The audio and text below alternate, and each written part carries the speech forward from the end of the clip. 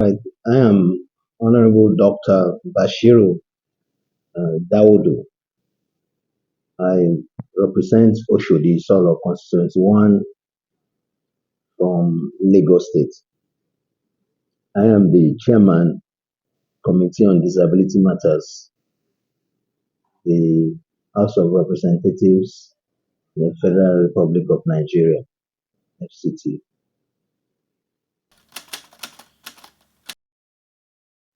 Well, the appointment did not actually come as a surprise because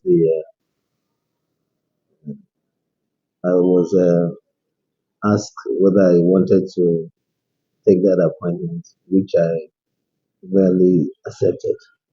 So it didn't come as a surprise, but I think the reaction was that I was happy that I was appointed into that particular position. So yes, it was a positive experience. It is important to understand what exactly the House of Representatives, the members, do. Three major functions. One is lawmaking, the second one is oversight, and then the third one is representation. So that is going to be the template for our agenda because it has to go within the confines of our jurisdiction. That's generally for the National Assembly. Now, for our committee, every committee also has its own mandate, its own jurisdiction.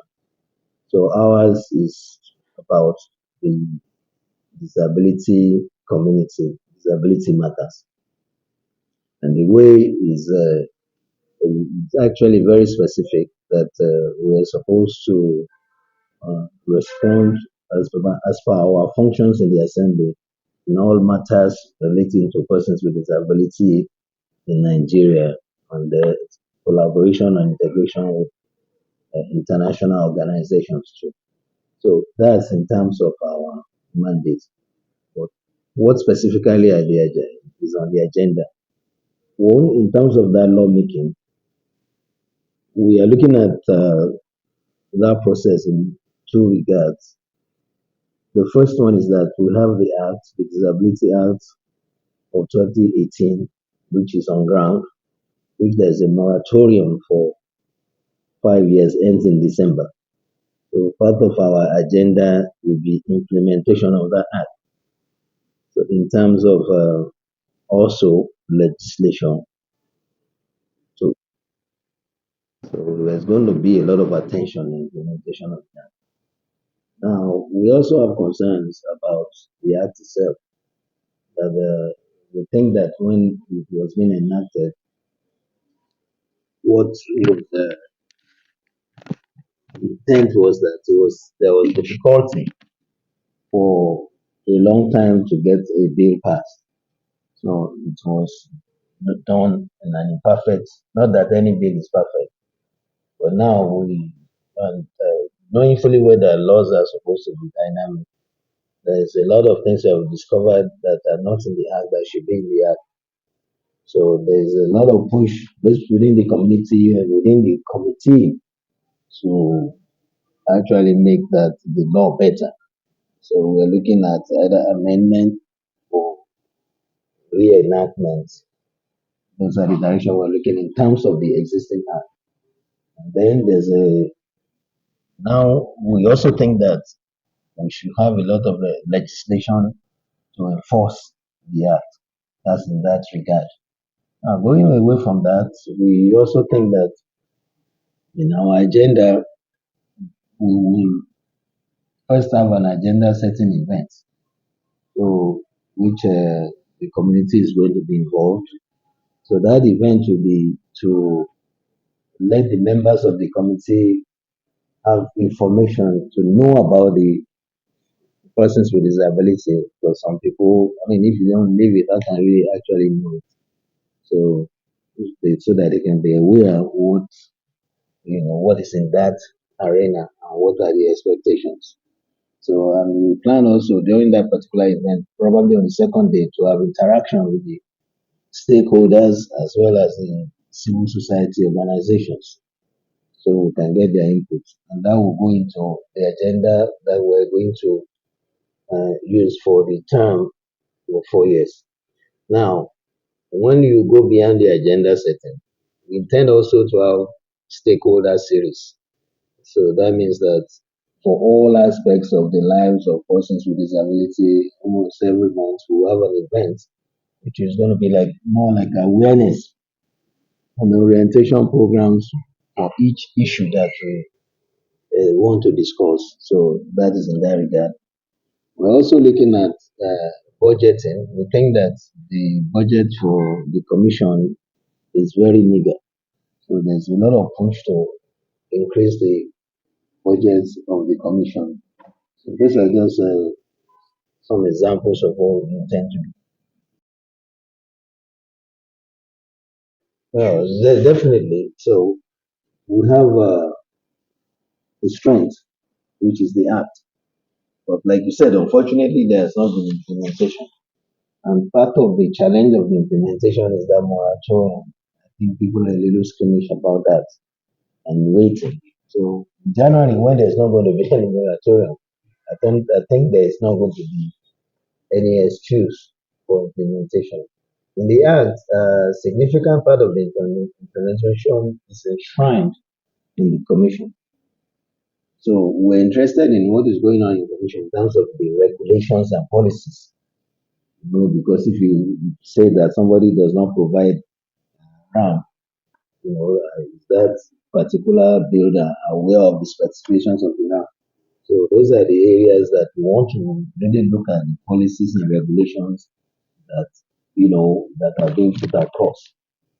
And we also think that it should not be a confrontational situation. Business when there's business roundtable, business people will need more enlightenment. It's something that we know that they are not used to. So that is what I would say about the challenging of implementation. But at the same time, it's not an excuse. I think with us, it's on our own agenda, and we're going to have regulations to that effect to enforce the implementation. It is important to understand that when you are talking about rights, we're not talking about favors here. When you are talking about rights, they are not given a la carte. A lot of times you have to fight for the rights. People will be dragged for change. Folks don't are resistant to change. So, in terms of budgeting, yes, we talk about inclusive budgeting. What we want to do in our committee is collaborate with all the other committees, like national planning, like finance, like health, education, housing, all the things that are all aspects of life, so that we make sure that when they are doing their own budget, they will include persons with disability in their budget. That's why I talk about the stakeholder series. So during the stakeholders, we pick a topic. We can pick inclusive budgeting, and then we do the whole event, less media on that inclusive budgeting, and we bring all the folks that are involved in budgeting, and the Minister of Budget and Planning, and all the people that do that, people that actually do budget, to let them know that. So collaboration is also very, very important. Now, including persons with disability in all aspects of life. That's a bill that I'm working on now, which I've discussed with the speaker. So, and he is interested in it, which is that if it is actually in the law very clearly that everything that government is doing should be persons with disability inclusive. That's another layer of enforcement for us again. That if it's well spelled out. I don't know what's the other one. The other one was non-inclusion of persons with disabilities. Governance, yeah. Unfortunately, so governance. You look at the elective part of it and the appointment part of it. The elective, it's in the act that persons with disability should be part of the political process. That should be set aside for persons with disability in terms of elections and parties and all that. But in terms of appointment, which is one that we have control over, but sometimes it's difficult. The parties people think how they're going to get elected. But at least we have control over the appointments in government. So part of it is that issue of recruitment, that we should have 5% recruitment of folks. So if you have 5% that are in the ministries and parastatals, they have opportunity to be directors and head of those government organizations in future. But if you don't have, down the line you don't have anybody, anything like that. Now, in terms of federal appointments, yes, we don't think looking at the situation as far. I think there's been a lot of complaints and issues brought to my office about that we have inadequate representation in that regard. And I will tell you that that is something that we are aggressively working on to see how we can change that. There's still a lot of appointments being made. So I think there are areas that we can do better and improve. Well, we thank God. I think it's been very fulfilling, rewarding. The only thing is that I was now I have to say that I was surprised the extent of the work. That is like we have not even scratched the surface at all. It's a lot of work. It's very heavy work and it's very diverse because look at it. We are about the voice for millions of people since we don't have a ministry for them. So we are probably the only part of government that is going to cater. Look at even the Senate, they don't have a committee on disabilities. So it's a lot on this shoulder. And but I have to say yes. When you talk, I will not say achievement. I will say baby steps, which is that one is the I think meeting the stakeholders, meeting the folks, meeting the members of the community has been one something that we said is something that is extremely useful going forward because now we know what's going on in the community, so we know how we're going to go about doing deals or motions because we already know what is in the community. That's one achievement. One I think if you want to call it an achievement. The other one is that we would have been able to talk to the speaker in terms of getting sign language interpreter into the parliament, which I think we're behind when you look at even some African countries. And that has been approved. We're just waiting to have the final go ahead to start that. I think if that happens, that will be a really major achievement for us since we have started. Going forward, yes, there are, like I said, we're looking to doing something about the budget. Two, we're looking into implementation of the act. Then we're looking to, more motions and more bills to make lives better for our people. What my message is that, keep hope alive. You have been strong. You have been heroes to some of us. And we are not alone. Some of us are here to give voice your voices that are not usually heard, and that there's going to be a lot of collaboration. There's going to be a lot of fight for your rights, for things that they are entitled to. Because when you're doing well, we are all doing well.